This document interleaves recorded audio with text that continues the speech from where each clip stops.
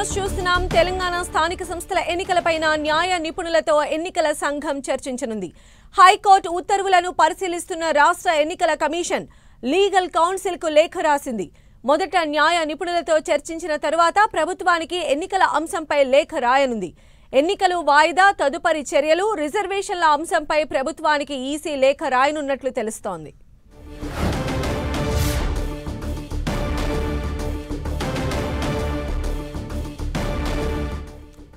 తెలంగాణలో నిర్వహించబోయే స్థానిక సంస్థల ఎన్నికలపైన న్యాయ నిపుణులతో ఇప్పటికే ఎన్నికల సంఘం చర్చలు జరుపుతోంది. హైకోర్టు ఉత్తర్వులను రాష్ట్ర ఎన్నికల కమిషన్ పరిశీలిస్తోంది. లీగల్ కౌన్సిల్ కి కూడా ఎన్నికల కమిషన్ లేఖ రాసినట్టుగా తెలుస్తోంది. మరిన్ని అప్డేట్స్ కూడా తెలుసుకుందాం. మా ప్రతినిధి తిరుపతి చారి మనకు అందుబాటులో ఉన్నారు. చారి, మనం చూసినాం హైకోర్టు ఇప్పుడు చెప్పింది అంటే 50% రిజర్వేషన్ అబౌవ్ కాకుండా అయితే స్థానిక సంస్థల ఎన్నికలు నిర్వహించుకోవచ్చు అని చెప్పింది. అయితే రాష్ట్ర ప్రభుత్వము సుప్రీంకోర్టుకు వెళ్లాలనేటువంటి యోచనలో ఉంది. ఈ క్లాష్ నడుస్తూ ఉండగానే ఇప్పుడు ఎన్నికల సంఘం అసలు ఇక్కడ నిర్వహించాలా లేదా అనే దానిపైన లీగల్ ఒపీనియన్ తీసుకోవడాన్ని ఎలా చూడాలి? సంధ్య, ఈరోజు రాష్ట్ర ఎన్నికల సంఘం ఒక ఉన్నతాధికారులతో కీలక సమావేశం నిర్వహిస్తోంది.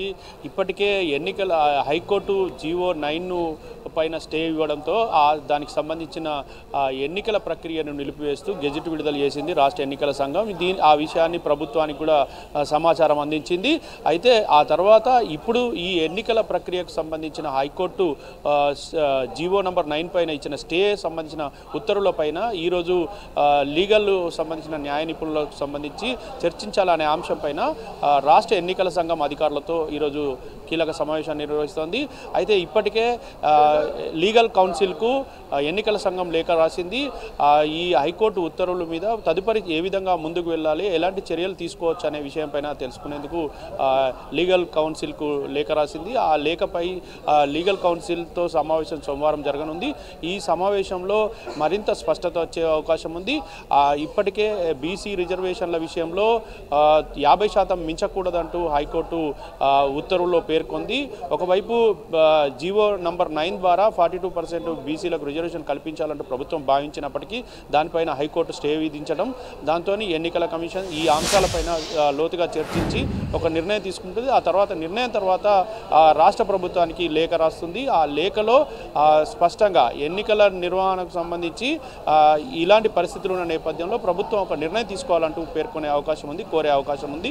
ఆ తదుపరి రాష్ట్ర ప్రభుత్వం స్పందిస్తుంది. సంధ్య, అయితే తిరుపతి ఈ నేపథ్యంలోనే అంటే తెలంగాణ కేబినెట్ కూడా సమావేశం కాబోతోంది ఈ రిజర్వేషన్ల అంశానికి సంబంధించి అని కూడా చెప్తున్నారు. దీనికి సంబంధించిన అప్డేట్స్ ఉన్నాయా? ఖచ్చితంగా ఇప్పటికే ఒకవైపు హైకోర్టు GO-9 పైన స్టే ఇవ్వడం, ఆ తర్వాత ఇప్పుడు రాష్ట్ర ఎన్నికల సంఘం గెజిట్ విడుదల చేయడం, ఎన్నికలను నిలిపివేయడం, ఇలాంటి పరిణామాల నేపథ్యంలో ఇప్పటికే హైకోర్టు ఉత్తర్వులపైన ఒకవైపు ఎన్నికల సంఘం కసరత్తు చేస్తోంది. ఎన్నికల సంఘం కసరత్తు ముగిసిన తర్వాత రాష్ట్ర ప్రభుత్వానికి ఇన్ఫామ్ చేస్తుంది. ఇదే క్రమంలో ఒకవైపు రాష్ట్ర ప్రభుత్వం కూడా ఈ ఎన్నికల అంశం పైన ప్రధానంగా ఈ నెల 15 తర్వాత క్యాబినెట్ సమావేశాన్ని నిర్వహించాలని భావిస్తోంది.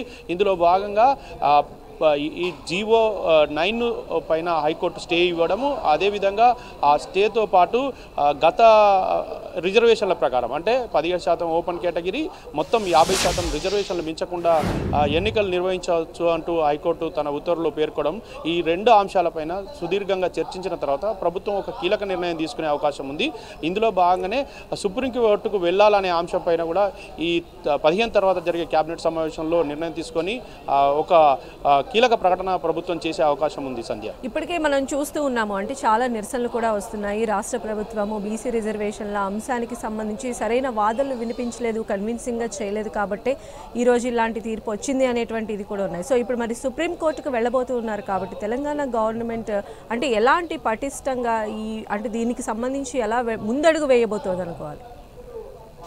సద్య ఇప్పటికే రాష్ట్ర ప్రభుత్వం ఇది బీసీ రిజర్వేషన్ల విషయంలో అనేక పరిణామాలు అనుకోవచ్చు. మనము బీసీ రిజర్వేషన్లకు సంబంధించి అసెంబ్లీలో చట్టం చేయడం, ఆ చట్టాన్ని రాష్ట్రపతికి పంపడం, ఆ తర్వాత ఆర్డినెన్స్ని తీసుకురావడం, ఆ ఆర్డినెన్స్ కూడా రాష్ట్రపతి వద్ద పెండింగ్లో ఉండడం, అదే కాకుండా పంచాయతీరాజు మరియు మున్సిపల్ చట్ట సవరణ అంటే ఈ గతంలో ఉన్న సీలింగ్ క్యాప్ను ఎత్తివేస్తూ చట్ట సవరణ చేసి గవర్నర్కి పంపారు. గవర్నర్ వద్ద ఇది పెండింగ్లో ఉంది. వీటన్నిటి జరిగినప్పటికీ అక్కడి నుంచి ఎలాంటి స్పందన లేకపోతే లేకపోవడంతో ఇక జీవో నంబర్ 9 తీసుకొచ్చి రిజర్వేషన్లు కల్పించాలంటూ నిర్ణయం తీసుకుంది ప్రభుత్వం. ఆ నిర్ణయం తీసుకున్నప్పటికీ దానిపైన ఒకవైపు ఎన్నికల నోటిఫికేషన్ రావడము, ఇటు నామినేషన్ల స్వీకరణ ప్రక్రియ కొనసాగుతున్న క్రమంలోనే హైకోర్టు విచారించి దీనిపైన స్టే ఇచ్చారు. జీవో నంబర్ 9 పైన స్టే ఇవ్వడంతో ఇప్పుడు ఏం చేయాలా తదుపరి అనే విషయాలపైన ప్రభుత్వం సుదీర్ఘంగా మంతనాలు చేస్తోంది. న్యాయ నిపుణుల సలహాలు కూడా స్వీకరించే పనిలో పడింది.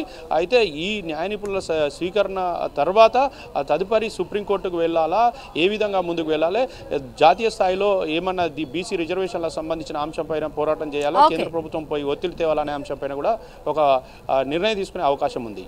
రైట్ తిరుపచారి.